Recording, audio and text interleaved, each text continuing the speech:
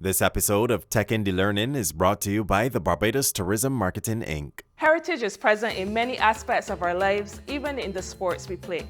It serves as a grounding as we build our lives today and will continue to serve for those yet to come. Today, we talk about all things road tennis, so come, let me Tech Indie Learning.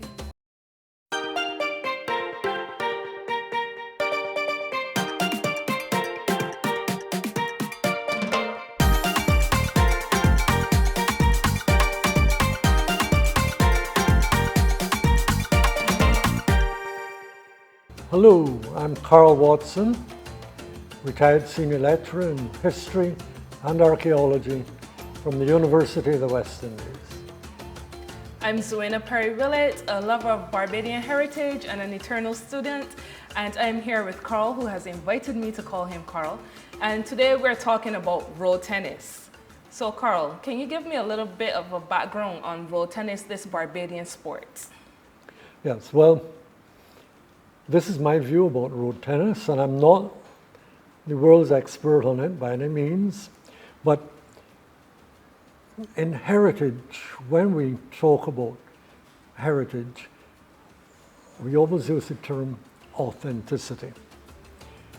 For heritage really to have meaning and to be linked with identity, which is part of nationalism, part of being who and what we are, regardless of whatever country in the world we're from, but in a particular Barbadian context, I see road tennis as arising from a deep-seated need in the working class elements of our population at a point in time when Barbados was characterized by class and racial imbalance.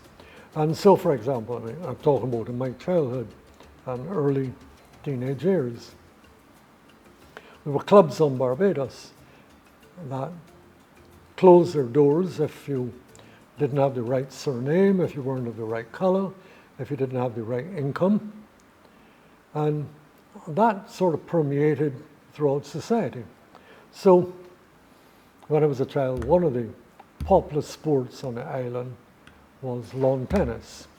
But for most people, the doors to playing lawn tennis were shut firmly for a number of reasons. To play lawn tennis, you had to have money to buy a tennis racket, which is not the cheapest thing in the world. You had to buy the correct attire because in those days, you had to dress properly to play tennis. You had to have proper tennis shoes, tennis shorts, blouse for girls, Perry, your namesake, the famous world tennis player, Mr. Perry. There were Perry shirts, but expensive, you know. And clubs were membership clubs, so you had to pay on a monthly basis subscriptions to the clubs and so on. So let's say that you're just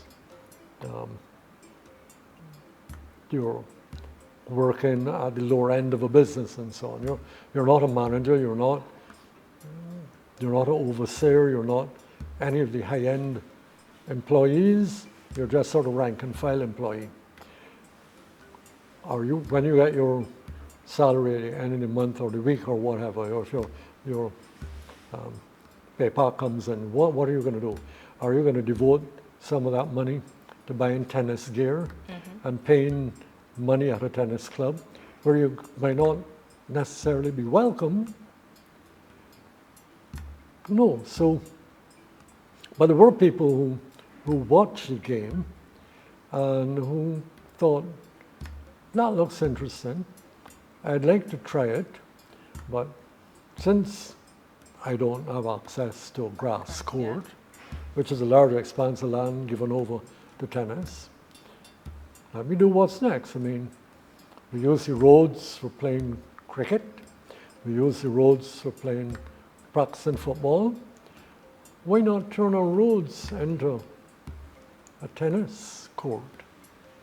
And that's my understanding of the birth of road tennis in Barbados. It came out of social inequality, came out of exclusion, and to be perfectly honest, a segregated Barbados back in Barbados of the 1940s, 1950s. And so out of that reaction came, as I said, what is truly authentic and upwelling from the Barbadian character and the Barbadian. So road tennis has a specific Barbadian stamp on it that says made in Barbados, 100% Bajan. I find that so exciting to know that Barbados created a sport such as this. It begs the question, because you're speaking about it from persons who saw tennis, lawn tennis, wanted to play it but unable to do so. Do you think some people would say that's like an appropriation, although we have created something that's truly unique in its own offering, but they think, oh, you can't play tennis, so you just want this copycat imitation? What would you say to persons who might think that about road tennis? Well, I have very strong views about this new woke term, appropriation of culture. I love a controversy. Sure. Well, let's go for it. Now, culture, to be vibrant and successful and have meaning, culture has to be living, and culture has to be ready to adapt and change. Culture can't be fixed, culture cannot be static. If you have a fixed culture, you have a dead culture. You have a fossil on your hands. Culture has to be vibrant and have meaning and be part and parcels of people's everyday life, their experiences. But we humans, we aren't closed vessels. We learn constantly. My motto in life is, I hope only the day I die, to learn something new every day of my life. We travel. Barbadians have been traveling people for a long time. Human culture, over the whole range of human history, not just tiny little Barbados, but I'm talking about humanity on the whole. People have had to trade, people have had to move from geographic region to another geographic region, and in their moving around, they're exposed to new things, new types of culture, new ways of looking at things, new ways of doing things. And people adapt. We humans are very adaptable creatures. So we see something that we like, and we say, let's borrow it. We're not appropriating it.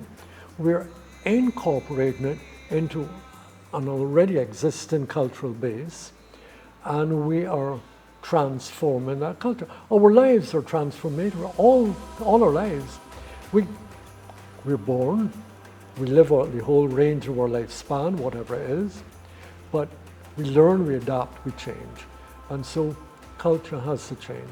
So the idea of cultural appropriation is a complete rejection of what, for many generations, has been the norm of human behavior.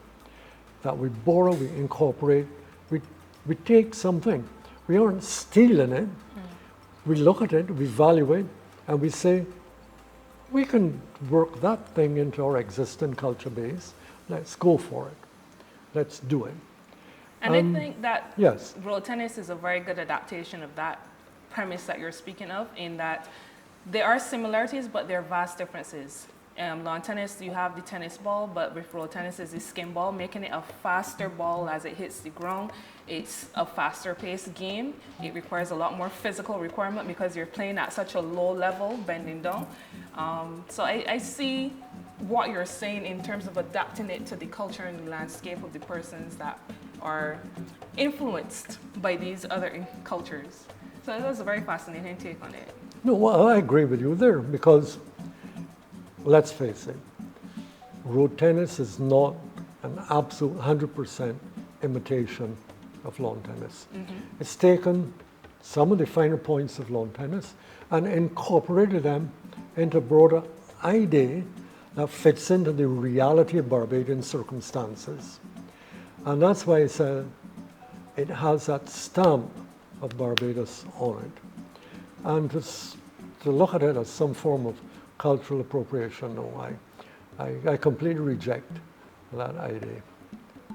I think it's an insult to Barbadian ingenuity and inventiveness to sort of say, oh, that has no meaning because it was borrowed from the master class.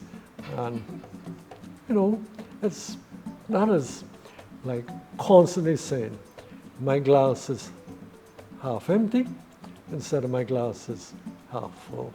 Thinking negative instead of thinking positive. Thinking why and how I can do this rather than why I should not do it or why I cannot dare to attempt to do it. Right. You know?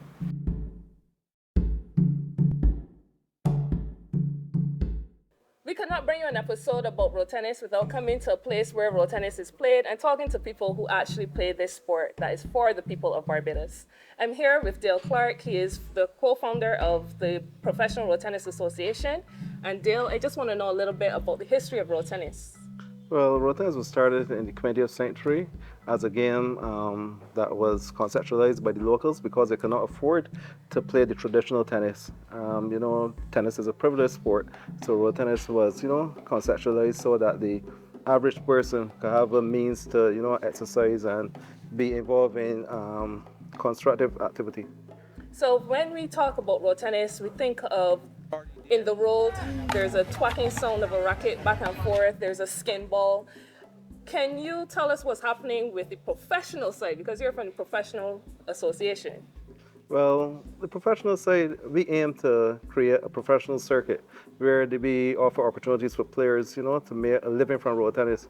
And that is in terms of setting up a global circuit where players will be able to go and play in different countries, different cities, you know, playing their trade.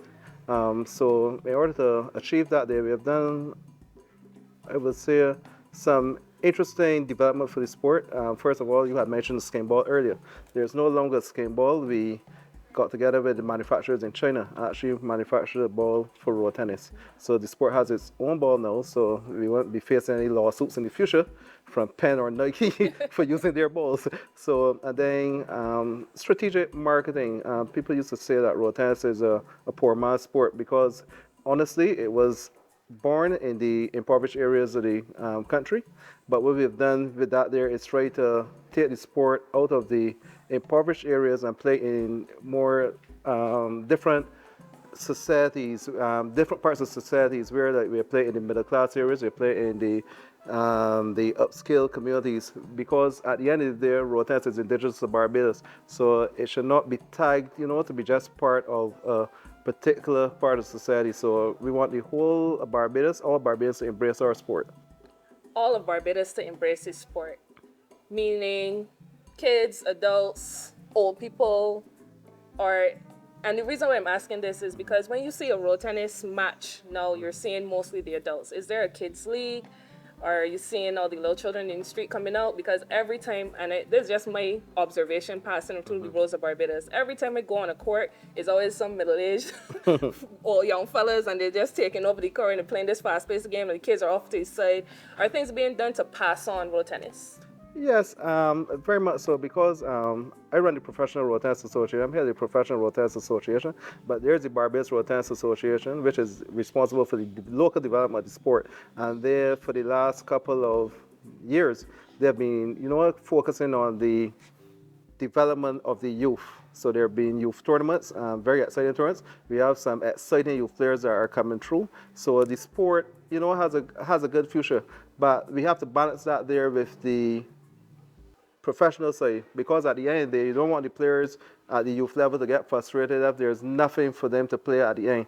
So we have to encourage and support the senior tournaments where that we have in the past offered prizes where cards, people win prizes like $20,000 in cash. So those sort of prizes, you know, some will continue to encourage the youngsters to play road tennis. And when I started road tennis, for me it was a social revolution where we could get persons from impoverished communities be empowered and enhance their lives. And I'm seeing that there daily with road tennis now, because the people that are playing it and gravitating towards it are people from those impoverished communities. So that is something that we have to keep going. And how are we exporting it? Because you spoke about creating a circuit for a global circuit for road tennis. How are we going about doing that? Well, through the years, we have been able to make some partnerships, did some collaborations with some of the major global companies, sporting companies, namely Nike and Adidas. We've also did some collaborations with CNN International. Recently we did a road tennis documentary, Tennis Channel. They have over 60 million global subscribers. And the important thing about that documentary is that it will be going to a racket-loving demographic. So road tennis is going to thrive from that there. And so far the response that we've gotten has been very encouraging.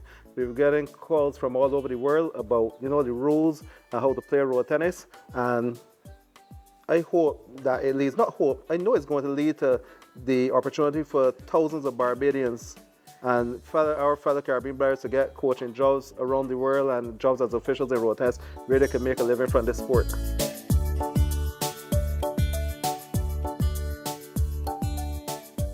Road tennis in 30 years, what does it look like? Well, in 30 years, I see a thriving professional circuit. I see players, changing their lives through the sport. Also, I would like the Barbadian aspect, the Barbados Road Tennis Association and the government to get really serious about road tennis, because road tennis, because it's an inclusive sport, it draws people from all social classes. So what I want to see is that the people from the impoverished communities, especially in Barbados, still be relevant in this sport. So we need development. For example, I think that we should be pushing now for the certification of coaches and officials so we can export them throughout the world, like how Cuba does with their coaches. And that could change the life, because of many Barbadians looking forward. Because, for example, if we just take road tennis and fly out and say, oh, we're introduced to a country, and there's no coaching, no follow-up or anything like that, how does Barbados benefit from it? All you're going to hear is, oh, the sport originated in Barbados, which makes no sense in the long run. So we have to set up a structure where that Barbadians can benefit from this sport going forward in the 30 years that you called. So for someone who's has no clue about road tennis, how do you describe it to them? The most exciting racket sport in the world. Most exciting. Yeah, and very addictive. What makes it so? Like, is it the fast-pacedness of the game? Is it getting on the knees because you have good knees? What makes it so addictive to Barbadians? Not Barbadians only, because when we travel the world and we do our showcases, we were in Dubai and people would not come off the court. And Dubai was very hot. I had my staff there were complaining, saying, oh, this is the hardest they work. So it's not just addictive in Barbados, it's addictive anywhere that we take this sport. People just want to play. I don't know if it's because of the fast pace, the uniqueness of it, the speed, the agility, but there's just something about road tennis that's different to any racket sport. And if you were to encourage young Barbadians who are discovering it on the side of the road when they're passing, seeing these lines marked, so what would you do or say to encourage them to pick up a racket? No, as a Barbadian, I think that road tennis should be in your DNA. That's the honest truth. And it's not only limited to the road anymore. That was like, growing up in the 60s, 70s. We actually have facilities where dedicated to road tennis. We have the Parrot facility in Bushall. We have Belfield. We have Rubis. There are thriving communities where road tennis courts are not in the road. And with the increase of traffic, it will make it difficult for we to continue like that there. In the rural areas, like for example, St. Simon's, that's one of the places that we visit whenever we are doing a showcase. International showcase, we go to St. Simon's so people can see road tennis at that level where that, carriage still pass, so you have to remove the net and stuff. But with the development of the sport now, we have road tennis courts on multi-purpose sports facilities. So being that this is a history show, let me ask you this question. Because you are making it more professional, streamlined, we're creating these entities to play the sport. You've mentioned picking up the racket, the net, and moving it for a ball. Are we losing the culture of road tennis No, to the professional side? No, you won't be losing culture because in any sport, you could still see the grassroots aspect of it. So we encourage that there. So if you want to see road tennis at a level, you're going to the rural communities, some urban communities still have it. But at the end of the day, for a sport to grow, you have to got the professional aspect of it. You have to inject money into the sport so you got people wanting to play. So for example, when we do tournaments at this level, there's no opportunity that we might be discussing on the international level for broadcasting rights. So when it comes to broadcasting right now, you're now talking about millions of dollars which that we could use to actually develop the sport. Okay, so for sure then I should be picking up a racket and getting my knees ready, doing some limb brace squats. Just need and a getting ready massage. to go. Just need a massage. But you'll be good. Well, I'll see. I'm going to go to the court at the end of my gap today, so. I encourage you to.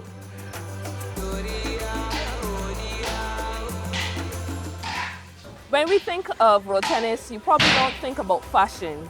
So the guy next to me is going to come as a surprise. I'm talking with Kadeem Sealy. He's of Emaurri Noire, and he's bringing the story of road tennis through fashion. So, Kadeem, how are we bringing the story of road tennis through fashion? Well, we're going to be telling the story of road tennis through fashion through my creative design, my creative talent, and just bringing that to life. Why did you choose road tennis, though, of all the stories you could tell about Barbados? Well, first of all, I will have to let you guys know that the brand is all about telling passionate and inspiring, enchanting stories. And for me, I discovered that road tennis was one of those passionate and enchanting stories that I wanted to tell. And learning about the history of road tennis, that inspired me also to tell the story. And the history of road tennis, it started in the 1930s. Is that the significance of the shirt you're wearing, the 1930s? Correct, that is exactly what that's supposed to illustrate. And when I tell a story, I like to tell it from the beginning all the way through to the end. And this particular shirt that I have right now will tell the beginning of that journey for road tennis. Say all the way to the end. What does the end in road tennis look like for you? Well, the vision that I have for road tennis is that road tennis reach to the level of an Olympic sport. I think that the Olympics is the pinnacle of any sporting event in the world. And road tennis, I would love to see that it reach that level one day, and that the person who would achieve the gold medal in road tennis at the Olympics, I would love to see them doing it wearing Emaurri Noire road tennis line. Are you a road tennis player? I have been in my childhood, but I haven't gotten the time to play road tennis as an adult. But now that I'm telling the story of road tennis through fashion again, I think I'm going to take my hand at it again one of these days. So what is your favorite aspect of road tennis? I love the fact that it's a fast-paced. It can be a fast-paced sport, but it also can slow down based on how the players are playing at the same time. And yeah, that's it, that dynamic of the sport I like. And the community around road tennis also. What do you think of spaces like this? We're here in Golden Square. They've created road tennis. Do you see it as an evolution of where the game started since 1930? Oh, definitely, because as we know, road tennis started as a sport that was played in the roadways in Barbados in small communities. And now we have a fully painted court here in Barbados, which illustrates the fact that we are moving on and we are evolving the sport itself in Barbados, which is a good sign. Now, I'm thinking of how fashion tells the story and how it brings it out. Could you give us a little bit of an example of how you intend to push this story forward? Well, fashion is a way for people to express what they're feeling on the inside. It's a creative medium that people use to express their feelings and their thoughts and that kind of stuff. So for me, being able to communicate that through design, whether it be through text, whether it be through images, all of those are ways that we can use as a designer to communicate that story to the audience. Now, I saw a sample of your designs and you had, it was told to me as the road tennis man. That image is so quintessential Barbadian when you think of road tennis. Why did you want to include that particular image? Well, the man is really to exemplify a person who's engaging in road tennis. So you would have a feeling of what it's like to play road tennis. When you look at the man, you should feel the sport of road tennis. And that's why he created that particular man, to give that kind of feeling also. I like how you have brought the innovation of fashion towards a sport that we are looking to export. Road tennis. I know that it's been at Dubai, they've shown it at exhibitions. Do you see Emaurri Noire going to those places with road tennis, or separate from road tennis and the growth of the industry here in Barbados? Definitely, but I don't want to see Emaurri Noire growing globally without road tennis tagging along. I think that for me, I have a deep connection to road tennis, being that I played it in my childhood, and having learned about the story of road tennis, I fall deeply in love with it also, and I would like that both of them can grow globally together in union. If you look 30 years into the future, road tennis is an Olympic sport. Do you see any changes into the sport itself 30 years from now? What do you think it's going to look like? Better courts, better rackets, better engineered rackets, and better players. But I also wanted to keep most of the roots of it also. I wanted to have a cultural feeling when people see the sport of road tennis. I don't want it to look like something that they've seen before. I wanted to have a unique feeling when it actually reached that stage to be a global sport. And I think that unique feeling is what you're going to feel when you're wearing an Emaurri Noire shirt. Definitely. So I'm looking forward to seeing so many of our Barbadian people rocking this shirt when they come to see the tournaments here. I look forward to that also. So thank you very much for talking with us today. It's my pleasure.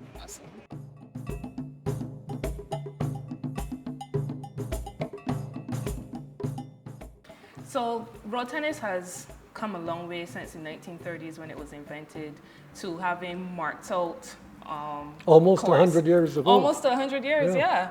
And we now have competitions. Males, females are playing this. We're exporting it at exhibitions. I know it was presented at Dubai recently.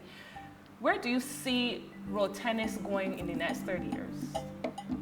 Well, let's hope that it does go somewhere, because I look back to my younger days.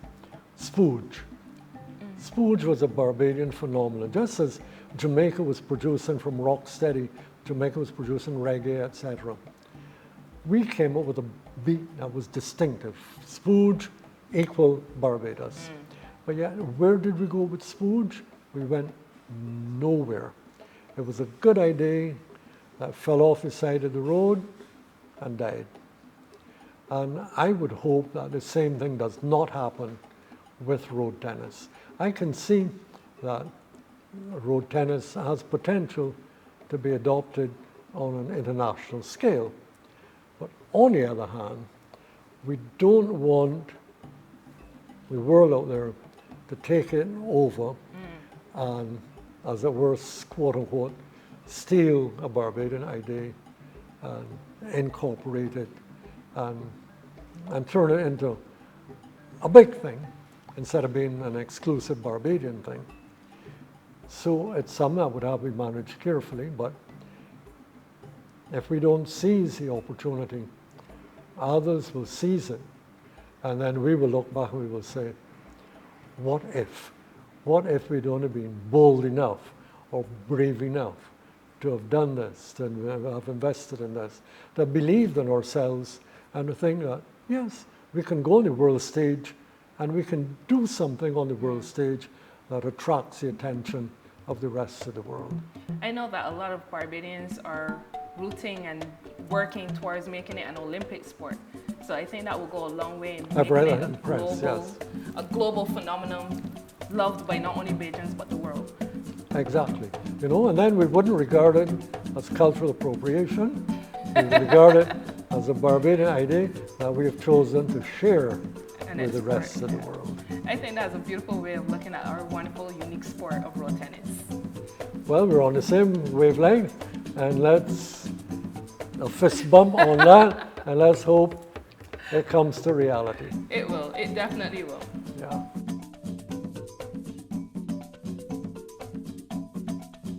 Heritage plays an important part in molding who we are today and what we leave for those yet to come. So join us next time as we tech in the learning.